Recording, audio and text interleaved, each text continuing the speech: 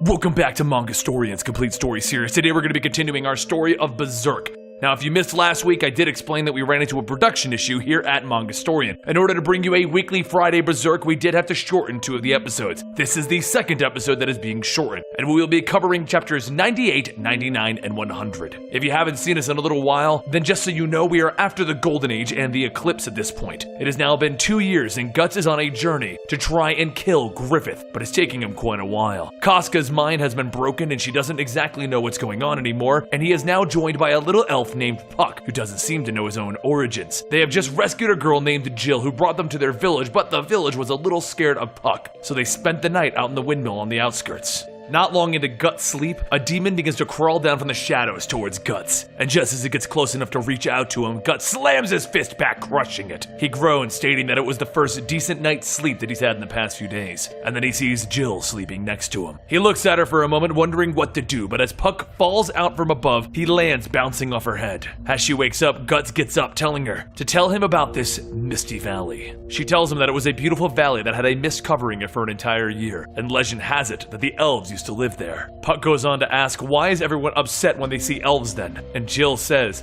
that that's because of what happened a few years ago. The elves arrived, attacking and destroying gardens, storehouses, and even slaughtering the livestock. The people began to state that it was the elves who did this, and Puck says that that's impossible. The elves would never do such a thing. There must be something wrong. And Jill tells him that they also attacked the village once, but there wasn't much light to see. So the only thing that she could make out was an insect-like thing with a human body that flew by, and Guts says that sounds about right. She goes on telling him that there's something wrong though. They don't just destroy things, they also take children. Jill almost has a smile on her face as she says that, and as Guts looks at her, the brand begins to bleed on his neck. The brand that brings the demons. Guts quickly turns and slams open the door and he sees hundreds of little lights all flying around towards the town. Puck flies out asking what are they going to do, and Guts tells him that those are not normal elves, and with a smile he says, they're my kind of elves. Soon the elves begin to fly down into the city, flying into a dog and ripping it apart. Then they move on to the livestock, killing and ripping them apart as well. Everyone runs inside of their homes, and even there the elves force their way in. In one home the elves begin to tear the flesh off the parents of a small boy, and with no other choice the boy runs outside. The elves shoot out from the house towards the boy, all shouting, come play! As the boy runs, he sees a shadow before him, and Guts tells him, get down now! Using his sword as a bat, Guts swings the sword broadside out, swatting away at the elves. All of the elves stop and stare at Guts, but Guts swings his sword back over his shoulder, and he stares down. Guts then looks over at the doorway where the boy ran from, and he sees the bloodied bodies inside. The elves begin to tell the boy to come play with them, and Guts laughs. Haha, elves, huh? He turns back to the boy asking,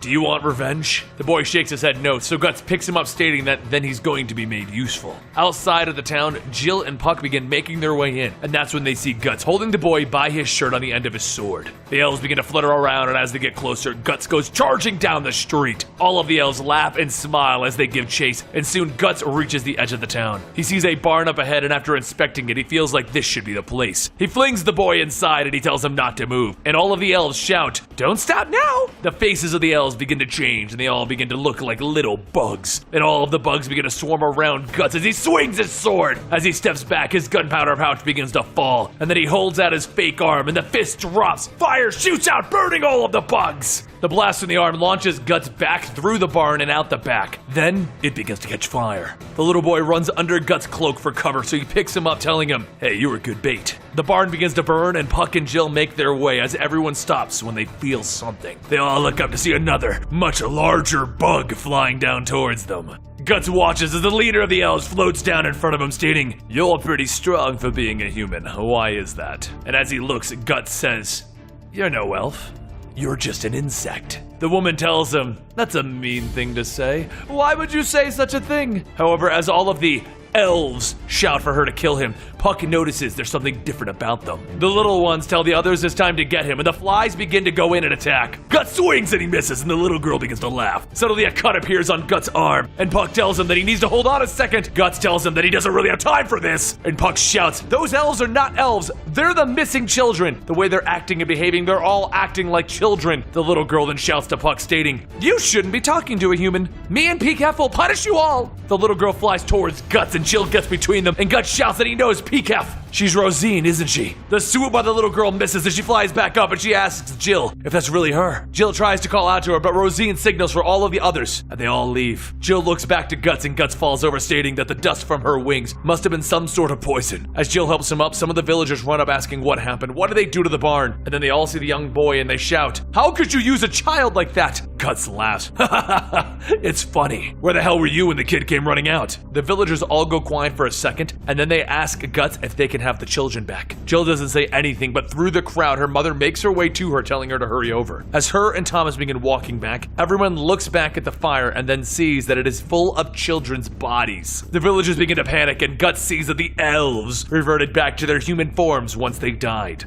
He then grabs Jill and he tells everyone, there's been a change of plans. He pulls his knife out and he tells everyone, step aside. Everyone begins to panic as Guts holds the knife to Jill, and Puck shouts, what are you doing? But as Puck starts to yell, the villagers all notice that there's an elf with Guts. One of the villagers runs to Guts with an axe, and he catches it, telling them to just stop. Guts then starts to walk out of the village when he notices Jill's father watching. He quickly turns away and says nothing, and Jill just sighs at the thought of her father not even coming to help. Once they make their way out of the town, Guts releases Jill, telling her that she's free to go. And as he walks off, Jill stops for a moment and tells him she's coming with him because he's headed to the Misty Valley, isn't he? Jill goes on stating that the big elf may have been her friend who mysteriously vanished a long time ago. So Guts looks back, telling her, just give it up. I'm planning on killing her, so there's no reason that you should come. As Guts walks off, Puck tells him, you could have really hurt her, you know? And then he sees the blood dripping. Puck tells him to let him take a look, but Guts waves him off, stating that he doesn't remember letting him follow. Plus, now people are suspicious of him. Puck tells him not to be like that. Besides, who's the one that's going to make light of the dark situation? But Guts grabs him, telling him, I have a growing urge to crush you. And then he tosses him to the side.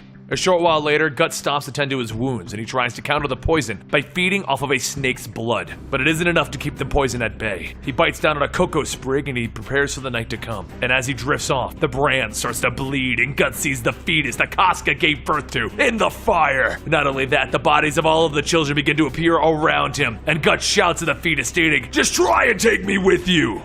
And that concludes another shorter episode of Berserk. We're going to try to bring you more Berserk and get it back up to snuff as far as longer episodes. I ended up doing one extra chapter, so we did chapter 101 in this one. I'm trying to keep this on track, and like I said, the production issues are due to the fact that we ended up skipping a couple of chapters, so we're trying to figure out what happened there. It's all fixed now, but that's what's causing a couple of shorter episodes. I hope you guys enjoy, and don't forget to subscribe to Mangastorian for Berserk videos every Friday, and I'll see you next time right here.